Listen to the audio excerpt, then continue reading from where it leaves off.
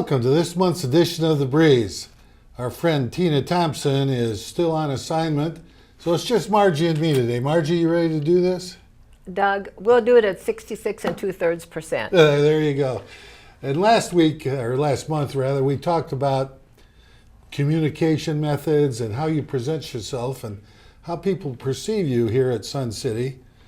And I know Tina has said on many occasions that when she gets up in the morning, she wants to put on something that makes her look good, that makes her feel good, that makes her happy, so that she can communicate to people who she is.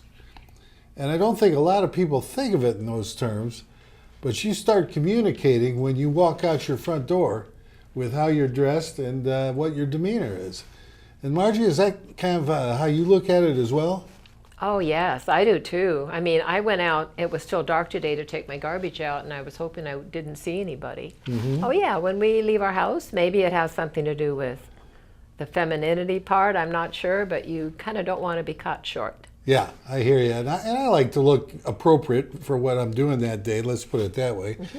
Approaching good, hopefully, and good, better, best, right? Right. And but then, you know, is it fair to say that when you encounter someone who doesn't look like they've paid any attention to what message they're trying to convey or how they're trying to communicate their being, does that sort of make you judgmental and a little biased against that person? Not always. I don't think I pass judgment at that point. You know, my responsibility is to take care of myself, and my priorities might be different. Now, I may judge them in terms of age. I may judge them in terms of if they seem to have trouble walking. I might perceive that as, gosh, you know, they're having an issue with that. Right. But not as a total person. Okay. I think we have to be conscious, though, not to identify by how someone looks as being their total person. And so some communication skills that you're exhibiting are being open to letting them say their piece and getting to know them a little bit before you make any kind of real judgment. And I agree with that, I do. And then let me ask you this question. When you run into someone and they are a bit contrarian, in other words, you say X and they say, oh no, it can't be X. It doesn't matter. You can say the sky is blue and they said, well, you know, that's just a rumor or whatever. How does that affect your ability to communicate with that person? Well, remember, I have this blessing or curse of having been a social worker and seen Right. everybody either neutral or good. I think I would decide pretty soon whether they even want to have a conversation, whether that's where I want to spend those next few moments or few minutes of my time. Right. Because, you know, I don't want to bring an argument about or a disagreement. You know, life is too short. You know, I may move on. Yep. Well, yeah, and knowing, as Larry said in his last month, you know, knowing that you are not going to change somebody's mind is a real deterrent to trying to have a pleasant conversation if you are trying to make a point.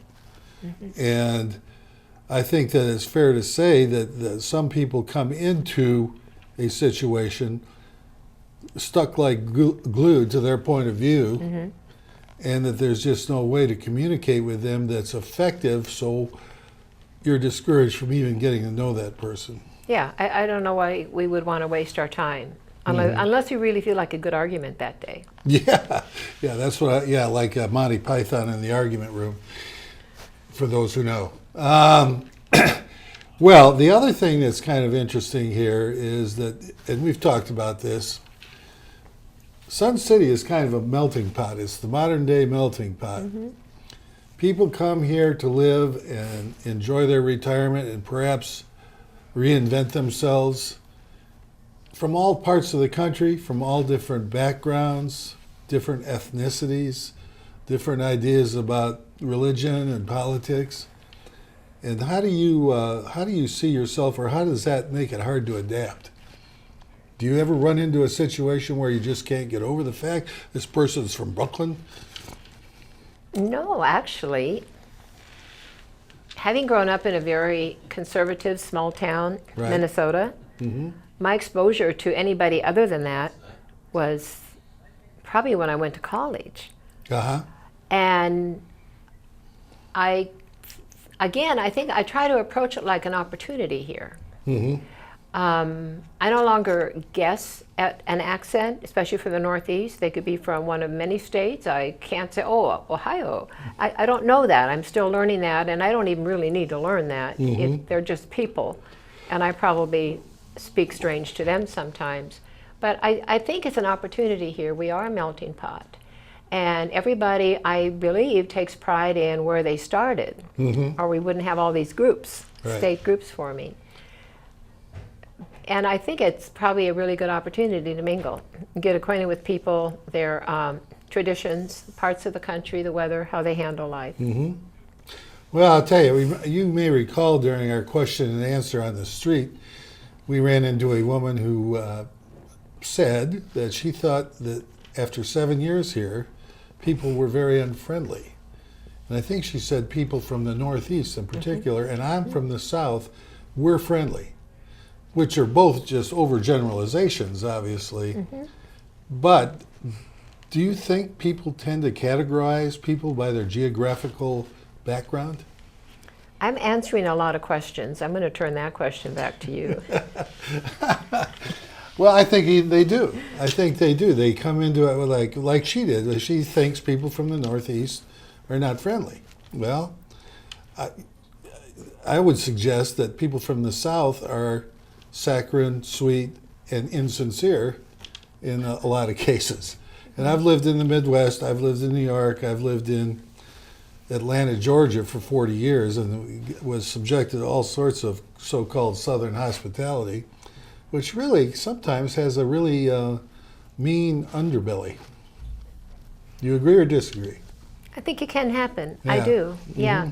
And when I used to visit my sister in West Virginia, she'd call everybody honey and sweetie. And Bonnie, where'd you learn that? Well, it's because she lived in West Virginia for a few years. Okay. So, we just kind of change our habits according to locale, I think. All right. And basically, I kind of like it when a waitress at a diner calls me hun or sugar, but that's just me. Well, and the other thing is, too, when you are starting to look at people and pre-categorize how they're going to react, then even an answer that surprises you or a comment that surprises you, you tend to have these, what I would call expectations based on where the person's from, whether they're Italian or Jewish or whatever. And I think that really colors and discourages really sincere conversation. I do too, because sometimes we don't give them a chance. And I think too, a lot of it comes from how we did grow up. I mean, we were all the same where I lived. I did not see my first person of color until I was 19. Really? Really. And that's when the state next to me, Grand Forks, North Dakota Air Base, was born. And our parents were very fearful that these guys were going to come in, marry their daughters, take them away somewhere. And that we may not even always look like these people that we're leaving with. Right. And so I think it kind of comes as to how our parents talked about, of course, my parents were very sheltered too. We didn't travel. They knew, they probably never met somebody from the Northeast. Right, right. Yeah, that's interesting. I grew up in a very posh suburb of Detroit called Grosse Pointe Woods. And that's where the Fords lived in Grosse Pointe, and all the big auto execs did. And there was a lot of money floating around, none of which floated my way, by the way. But, I'll give you an example. I met a young girl named Muffy Ford. Muffy Ford. A little preppy, I would say. And I was about 18 years old, ready to go off to college, and I was introduced to Muffy, who was the daughter of, I think, Benson Ford or Edsel Ford. But I said, "Hey, I'm Doug Wright. Nice to meet you." She said, "Oh, hi, Doug. Where'd you prep?" I said, "What?" I went to public high school like everybody else. But it gives you an idea of how people expect that I'm in Grosse Pointe, that I'm a prep school kid, that I'm going to a private college. And it just, if you can't alter your expectations, then it kills all meaningful communication. It does. And I remember the time when our family moved from a town of 55 to a town of 8,000, and we knew in advance that we were going to be next door to Jewish people. Uh-huh. Ah, wow. I was really curious about this because I had never met a Jewish person, to my knowledge, and I thought they were going to be so different. They looked just like us. Do they?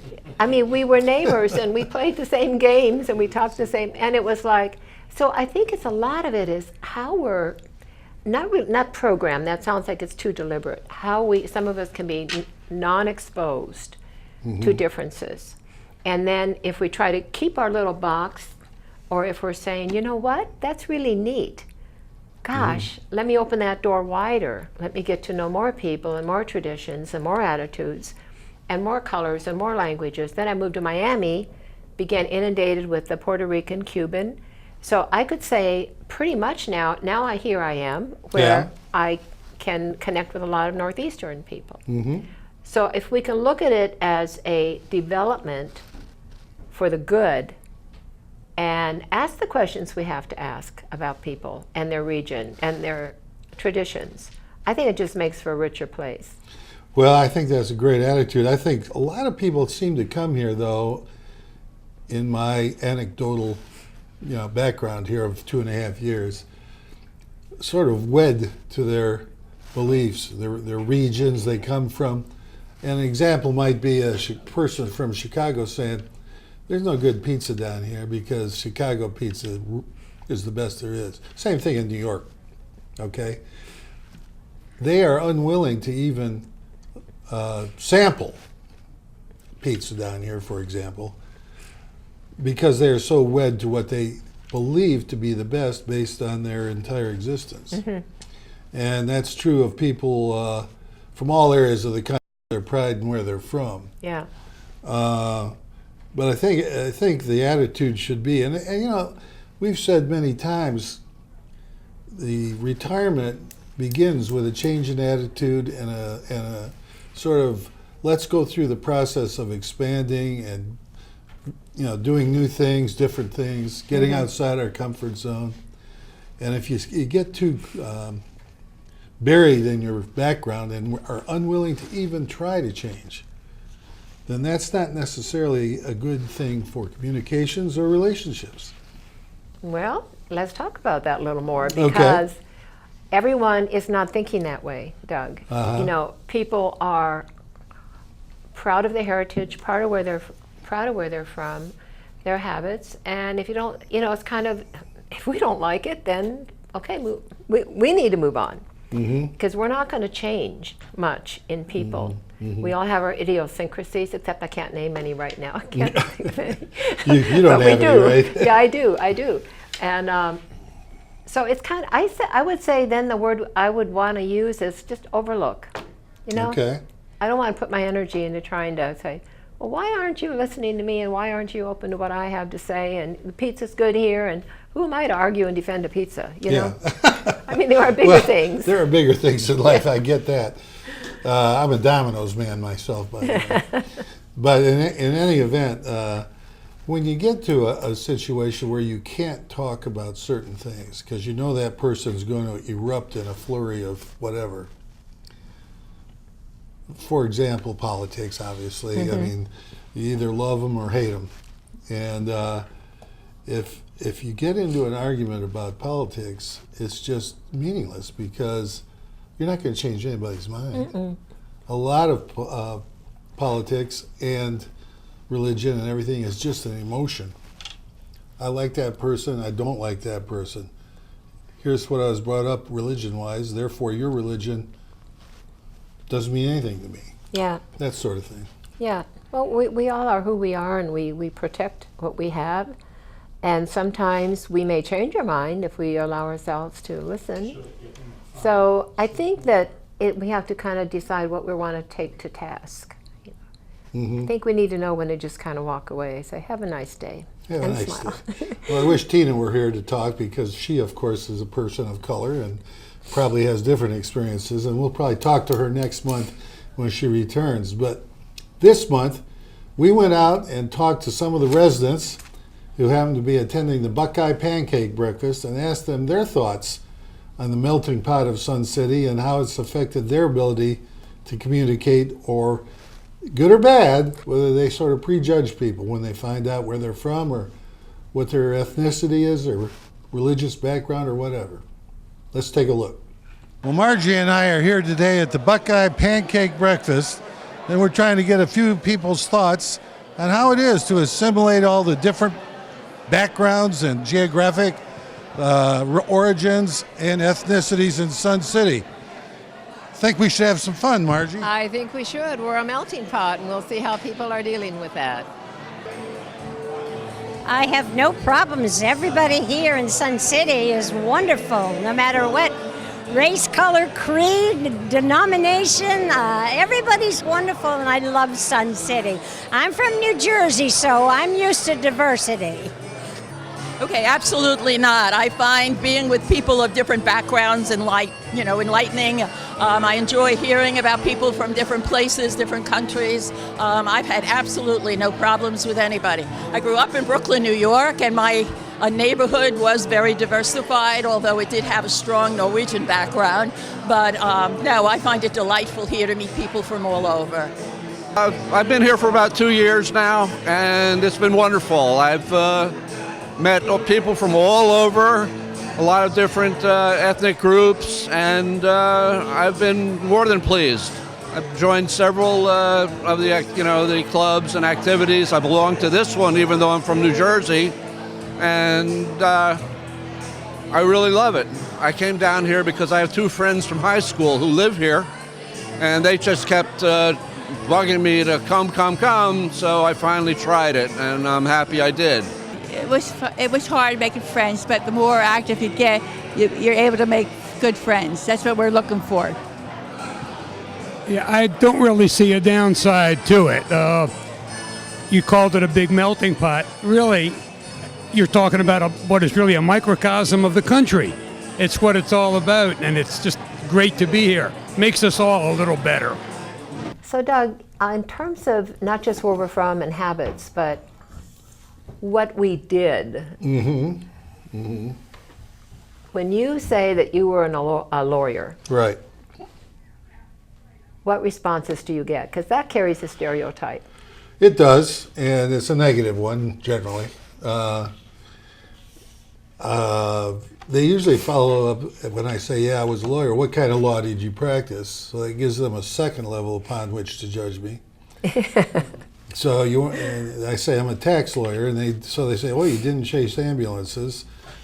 You were probably just a pointy-headed nerd that read the tax code every day. That's the kind of reaction I get.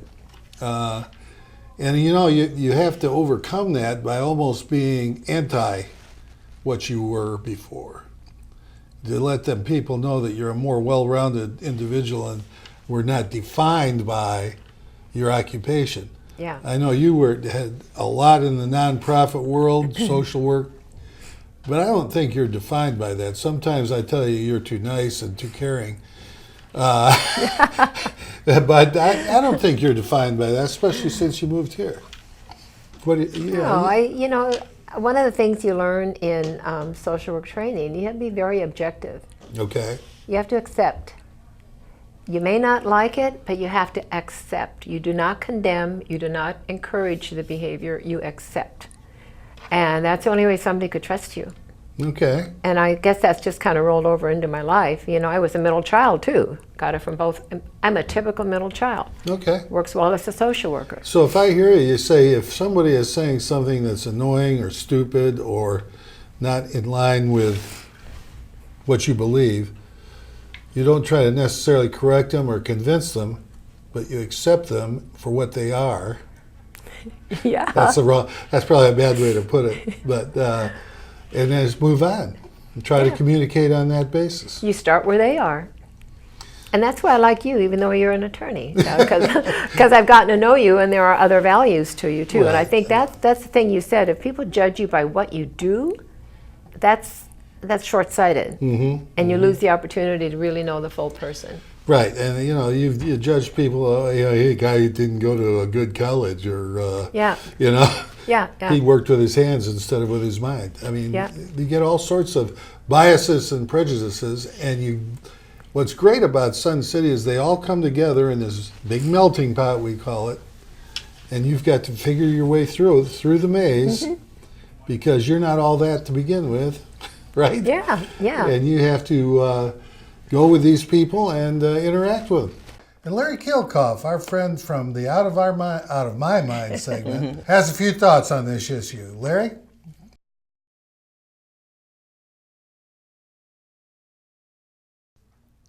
This month, my colleagues out on the main desk are taking a closer look at regional differences and the challenges they present to interpersonal communication.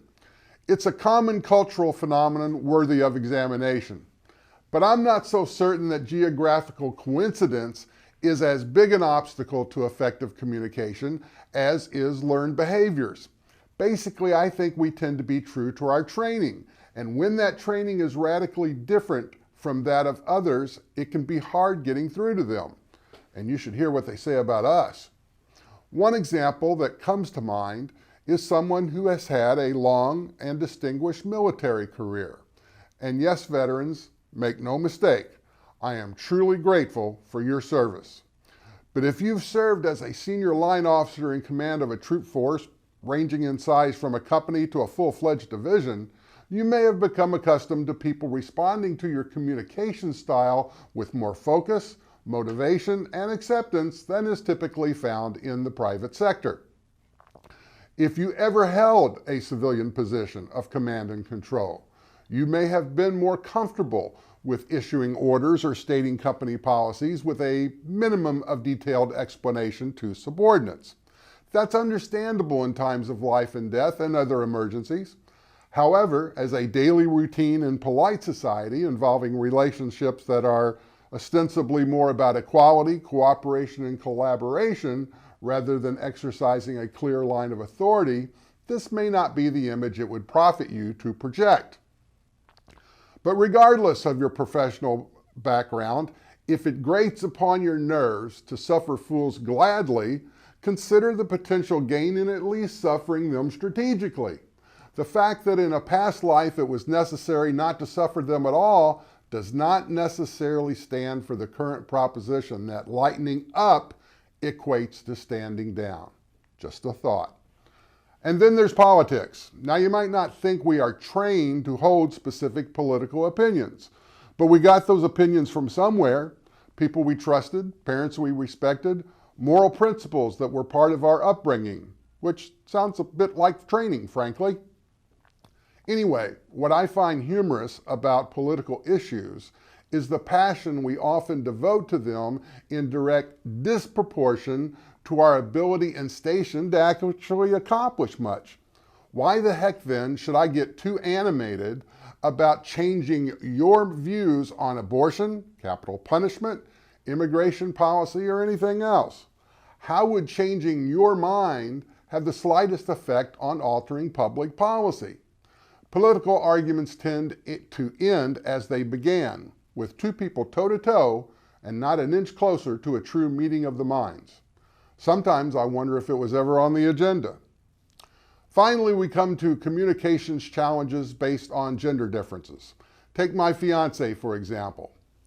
Oh, wait, I see I've run out of time, which ought to prove one thing. While I might occasionally go out of my mind, I ain't crazy. That's right. And look at it as an opportunity, not a burden.